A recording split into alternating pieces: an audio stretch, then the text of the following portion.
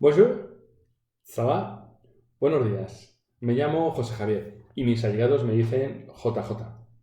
Bienvenidos a este nuevo episodio de Reflexiones Positivas en 10 minutos, donde estamos analizando relatos de los Evangelios. Y hoy vamos a analizar un texto que no tiene nada que ver con los que hemos visto hasta ahora. Aquí ya no hay ninguna enfermedad terrible, nadie ha fallecido. Estamos ahora hablando de un entorno de alegría, de unas bodas, de una fiesta, las bodas de Caná. Y dejarme solo un pequeño inciso. Me gusta que este relato esté en los Evangelios, porque muchas veces pensamos que nuestro Dios es un Dios que solo está con nosotros en los problemas, que solo debemos recurrir a Él cuando hay dificultades. Pero no es ese nuestro Dios. Dios quiere estar en todos los momentos en nuestra vida. Y Dios está en unas fiestas. Dios quiere estar con nosotros en la alegría, en cualquier momento, en lo que nos hace triste y en lo que nos hace felices. Las bodas de Caná habría baile, la gente reiría, eran momentos especiales y Jesús está ahí. Jesús está ahí, riendo, disfrutando, alegrándose con el resto. Recordarlo, Jesús quiere estar en todos los momentos de nuestra vida. Agradezco este pasaje que nos presenta Juan, es el único que habla acerca de él. Ya dijimos que Juan tiene unas intenciones al escribir su evangelio totalmente diferentes a los otros tres. Él nos empieza hablando ya de la preexistencia de Cristo, como que Cristo es Dios. Después habla del relato con Juan el Bautista, el bautismo, y de los primeros discípulos. Y tras ello nos presenta el relato de las bodas de Caná, porque van a marcar el pistoletazo de salida del ministerio de Jesús. Dejadme que analicemos lo que sería el contexto. Jesús hasta ese momento ha vivido en Galilea, la mayor parte del tiempo en Nazaret. Cuando sabe ya que su tiempo es llegado, se dirige hacia Judea, hacia el sur, y en el río Jordán está Juan el Bautista bautizando. Jesús se presenta ante él para que lo bautice. Una vez realizado esto, Jesús se retira al desierto y durante 40 días está ayunando, buscando la comunión con su Padre para afrontar todo lo que le viene. Ahí tienen lugar las tentaciones. Y después de eso, Jesús va a emprender la vuelta hacia Galilea porque hay unas bodas.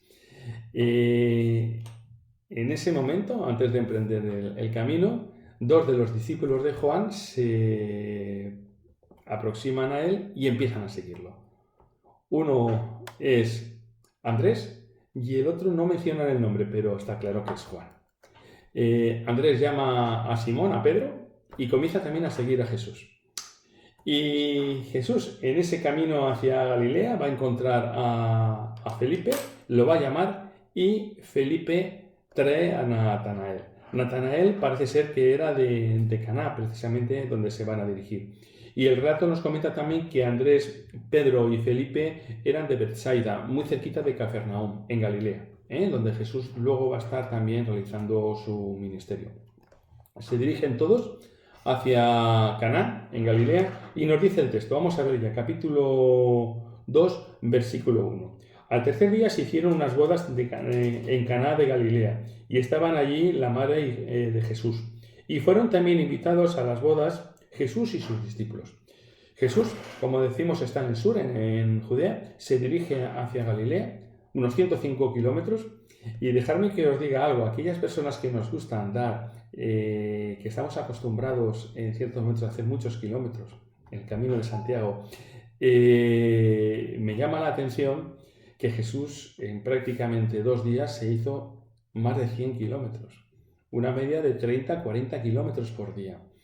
Y cuando yo voy a hacer estos kilómetros, me pongo vaselina, me pongo calcetines especiales, unas botas concretas, llevamos pues tiritas para rozaduras. Jesús iba con sandalias con sus discípulos, estaban acostumbrados a andar al polvo, a las piedras, no tenían problema, estaban en buena forma. Y me gusta este detalle.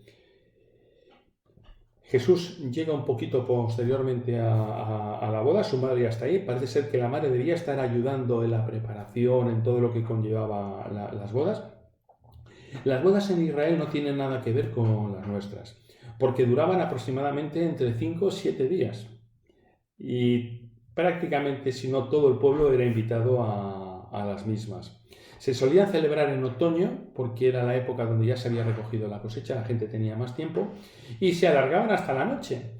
Eran momentos donde hacía un buen tiempo y donde a la gente pues, le gustaba estar al aire libre durante la noche. Y una vez está Jesús ahí, está reclinado, Jesús estaría comiendo, estaría disfrutando del momento, se le acerca a la madre y le dice, no tiene vino. Madre mía, esto era algo terrible en una fiesta en Israel, era una falta de consideración. Algo que nadie podía verdaderamente encontrarse bien con esta situación. Y la madre de Jesús le transmite a Jesús el problema. Dice entonces el versículo 4, Jesús le dijo, ¿qué tienes conmigo, mujer? Aún no ha venido mi hora. Este es el versículo más importante de todo el capítulo.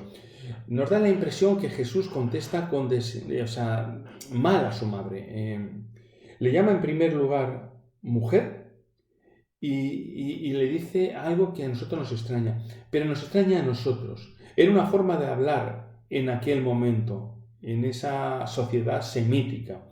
Jesús lo que le está diciendo en realidad es, ¿qué tiene que ver esto con nosotros? Este no es nuestro problema. Mi hora aún no ha llegado. La madre de Jesús era su madre. Sabía cuál era el ministerio de Jesús. Sabía que Jesús era el Hijo de Dios. Y sabía que podía solucionar ese problema. Y Jesús le tira un poquito de las orejas a su mamá. Le dice mujer, pero en un término también cariñoso. En la cruz, al final, también le va a llamar mujer. Mujer, he ahí tu hijo, refiriéndose a Juan para que la acogiera en su casa. Jesús le está diciendo, aún no es mi hora. No eres tú quien me tienes que decir cuándo debo empezar, ni cómo debo hacer las cosas en este ministerio. Y aquí debemos sacar dos lecciones. En primer lugar, muchas veces los padres. Somos padres toda la vida aunque crezcan. Y debemos dejar a nuestros hijos tener esa libertad, tomar sus propias decisiones en ciertos momentos. María quería que su hijo con 30 años hiciera lo que ella entendía que debía hacer. Recordemos eso. Pero hay otra cosa muy importante también, y creo que la más importante de este capítulo. Dios tiene sus tiempos. Aún no ha llegado mi hora. Tengo establecido cuándo es mi hora. Nunca te preocupes. Nunca te preocupes por algo que te ocurra pensando que Dios no lo tiene previsto. Él tiene su hora para tu problema. Tiene su hora para ese momento. Pero no debemos decirle, como hacemos en muchas ocasiones, hazlo ya. Porque nos puede decir, no es el momento. No es aún la hora. Pero nunca dudes que Jesús va a intervenir. Que tiene el momento apropiado. Tiene la hora. Tiene la solución. Recordémoslo siempre. Jesús tiene la hora. Pero su hora no es la nuestra. Y recordarlo siempre. Dios siempre contesta. Con un sí, con un no y con un espera.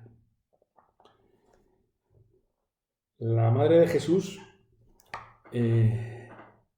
encaja la reprimenda, pero sabe perfectamente que su hijo va a actuar.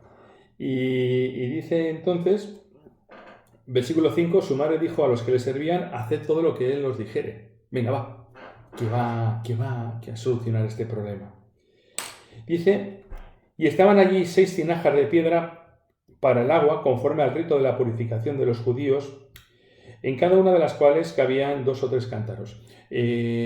Antes de las comidas, a las entradas en las casas, los judíos tenían un montón de rituales de lavamientos, de las manos, de echarse el agua por los codos, y había unas tinajas especiales dedicadas a ello. Dice que habían 7 tinajas Aproximadamente, por lo que se nos menciona aquí, cabría en cada tinaja unos 40, 60 litros aproximadamente, con lo cual ya había capacidad de líquido. Y entonces se nos dice que Jesús da una orden: llenad esas tinajas de agua, y las llenaron hasta arriba. Entonces les dijo: sacadla ahora y llevadlo al maestresala. Y se lo llevaron. El maestresala era la persona encargada de todo lo relacionado pues, con la bebida, con la comida, que todo estuviera en orden. En la antigüedad era el que se encargaba de probar la comida del rey para que no estuviera envenenada. Y hoy en día un maestresala es aquella persona encargada que todas las mesas estén en orden, que todo esté correcto, tanto en un hotel como en un restaurante. Entonces Jesús, una vez hace el milagro, le dice ir al maestresala y que lo pruebe. El maestresala dice que prueba el agua hecha vino sin saber de dónde era. Él no sabía lo que había ocurrido. Sabía que había un problema, pero no sabía que Jesús había intervenido de esa manera. Dice que entonces llamó al esposo y le dijo: todo hombre sirve primero el buen vino, y cuando ya ha bebido mucho, entonces el inferior, mas tú has reservado el buen vino para el final. ¿Qué le está diciendo? No entiendo. Lo que siempre se hace es el vino peor, el más barato, el que menos nos cuesta, se da al final. Cuando la gente ya está un poquito, dice el texto, cuando la gente está borracha, en otras versiones dicen cuando la gente está bebida, cuando la gente está más contenta, entonces no aprecia igual un vino de otro. Dice, pero tú lo has sacado al final, no tiene sentido. Lo que nos demuestra el texto que el milagro que hizo Jesús fue increíble. El vino que sirvieron era un vino excepcional. Jesús no hace las cosas a mitad. Todo lo que hace lo hace extraordinariamente.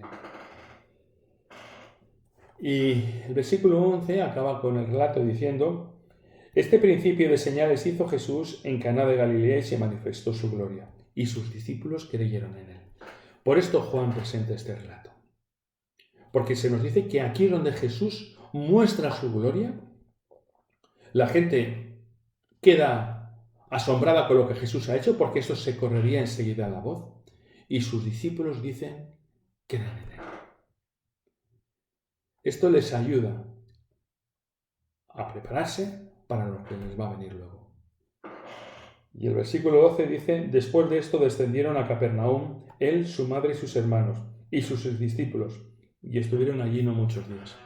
La boda acaba, las fiestas se terminan, y Jesús con su madre y sus hermanos se dirige hacia Capernaum junto a sus discípulos. José no estaba, no se lo menciona. Seguramente José había fallecido.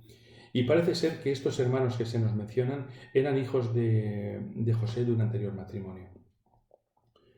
Jesús, tras la fiesta, vuelve a Capernaum, donde va a estar un tiempo también, donde va a hacer milagros y donde va a estar parte de su ministerio.